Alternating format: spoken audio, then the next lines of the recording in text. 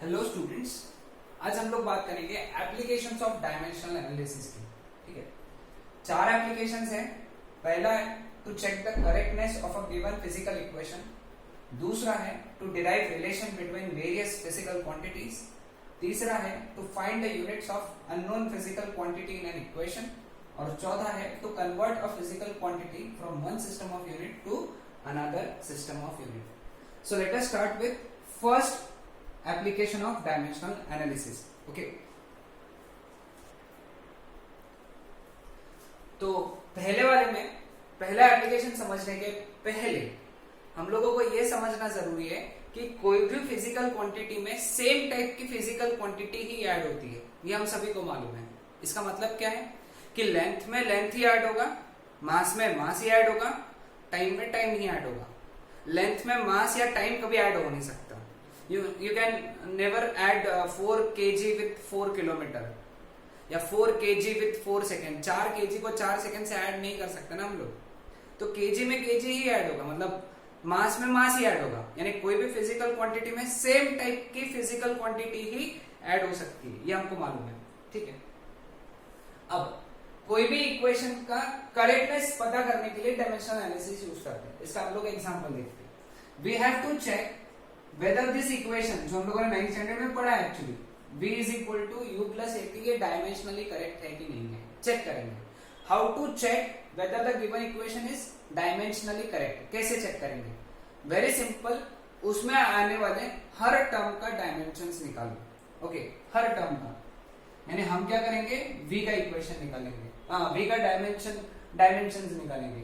v यानी final velocity है, velocity है तो उसका डायमेंशन होना चाहिए m0 l1 t-1। ठीक है, u इनिशियल वेलोसिटी है तो उसका डायमेंशन भी क्या होना चाहिए, m0 l1 t-1। अब तीसरा टर्म है at, दोनों मिला के है, तो at का डायमेंशन कैसे निकालेंगे, a का डायमेंशन इंटू t का डायमेंशन। a का डायमेंशन कितना है, m0 l1 t-2 और टाइम का कितना है t1, या फिर तुम इसको ऐसा भी लिख सकते हो m0 l0 t1। मल्टीप्लिकेशन में पावर्स का एडिशन होगा तो क्या आ जाएगा, ये m0 l1 t-1 -2 + 1 -2 + 1 -2, यानी at का डायमेंशन कितना आया, m0 l1 t-1। u का क्या था, m0 l1 t-1। v का क्या था, m0 l1 t-1। तो ये इक्वेशन जो है ये डायमेंशनली करेक्ट है, डायमेंशनली ये इक्वेशन करेक्ट है। ठीक है, तुम तुम्हारे साइड पे ये एग्जांपल ट्राई कर सकते हो, s = ut + ½ at²। इसको चेक करना है तुमने, ये होमवर्क है तुम्हारे लिए। इसको डायमेंशनली चेक करने के लिए s का डायमेंशन निकालेंगे, ut का डायमेंशन निकालेंगे और ½ at² का डायमेंशन निकालेंगे। ut का डायमेंशन यानी क्या रहेगा, u इंटू t का डायमेंशन, ½ at² का डायमेंशन यानी ½ a और t के स्क्वायर का डायमेंशन। ओके, हाफ का डायमेंशन तो m0 l0 t0 pure number, rule number 4। t² का डायमेंशन निकालना है, t का निकाल लो, उसका स्क्वायर लगाओ, रूल नंबर 3 यूज करके, और ये चेक करो whether this equation is dimensionally correct or not।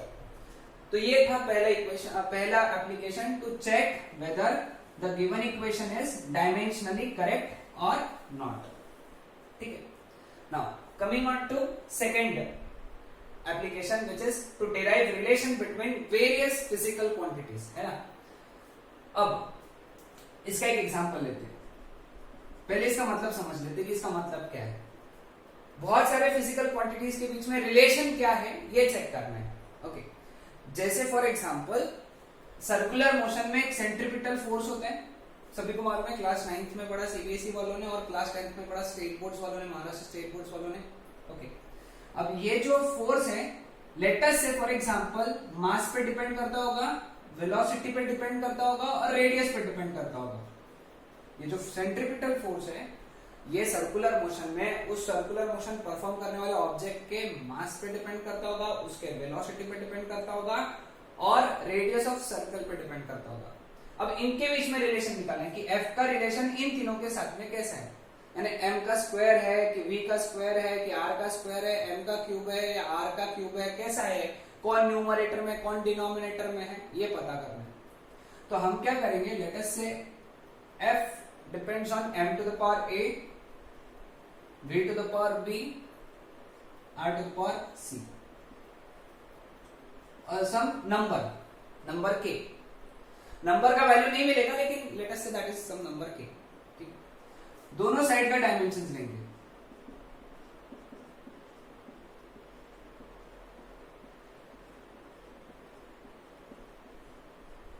ठीक है, डायमेंशन ले लिया। f का डायमेंशन क्या है, m1 l1 t-2। k एक नंबर है, इसका डायमेंशन क्या है, m0 l0 t0। मास का dimension m1 l0 t0 to the power a। Velocity का m0 l1 t-1 to the power b। Radius का m0 l1 t0 to the power c।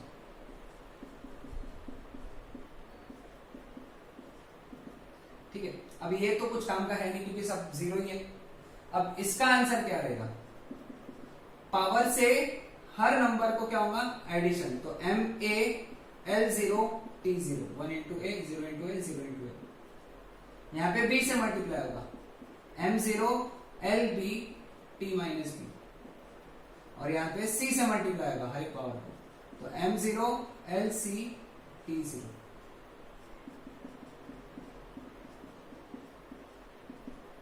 Multiplication में powers का addition होगा। ठीक है, तो क्या आएगा उसका answer, m a plus 0 plus 0 a, l 0 plus b plus c b plus c, t 0 minus b 0 minus b। ठीक है, अब ये इक्वेशन को ध्यान से देखो। ओके, ये इक्वेशन को ध्यान से देखते हैं। इसमें राइट साइड में m का पावर कितना है, a, लेफ्ट साइड में m का पावर कितना है, 1, यानी a इज इक्वल टू 1। समझ रहे हो, राइट साइड में m का पावर कितना है, a, लेफ्ट साइड में m का पावर कितना है, 1, यानी a is equal to 1। Second वाला l का पावर कितना है, b प्लस c, है ना, इधर l का पावर कितना है, 1, ये एक इक्वेशन आ गया। ठीक है, इधर t का पावर कितना है, माइनस b, इधर t का पावर कितना है, -2, यानी b का वैल्यू हो गया 2, a का वैल्यू 1, b का वैल्यू 2, ये वाला वैल्यू इधर सब्स्टिट्यूट करेंगे तो क्या मिला हमको, 2 plus c is equal to 1, यानी c इज इक्वल टू -1। समझ रहे हो, तो a b और c के वैल्यूज आ गए, ये वैल्यूज a b c के यहां रखेंगे। तो therefore f is some constant k, m to the power a यानी 1, v to the power b यानी 2, r to the power c यानी -1। तो देयरफॉर इसको हम लोग कैसे लिख सकते हैं, k m v square, r to the power -1 यानी अपॉन में r। तो ये रिलेशन है f m v और r में। और अगर एक्चुअल फॉर्मूला जब हम लोग सर्कुलर मोशन नाम के चैप्टर में पढ़ेंगे तो एक्चुअल फॉर्मूला क्या है इसका, f is equal to m v square by r, यानी k का वैल्यू जब सॉल्व किया गया तो k का वैल्यू 1 आया, वो हम लोग वहां पढ़ेंगे कि ये वैल्यू कैसे आई है, फॉर्मूला डिराइव कैसे हो। लेकिन अभी तुमको ध्यान में आ गया कि रिलेशन कैसे निकालना है। ठीक है, इसका एक होमवर्क दे देता हूं मैं आपको, आप घर पे इसको सॉल्व कर सकोगे। ओके, इससे रिलेटेड सॉल्व कर सकोगे। वो ये है, दूसरा एग्जांपल होमवर्क लेना है कि टाइम पीरियड g और h के साथ में, g यानी acceleration due to gravity,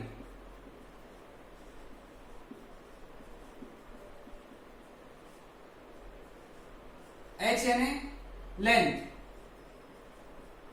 h की जगह l ले लो, एक काम करो l ले लो, m यानी mass of Bob of simple pendulum, और t यानी time period of simple pendulum.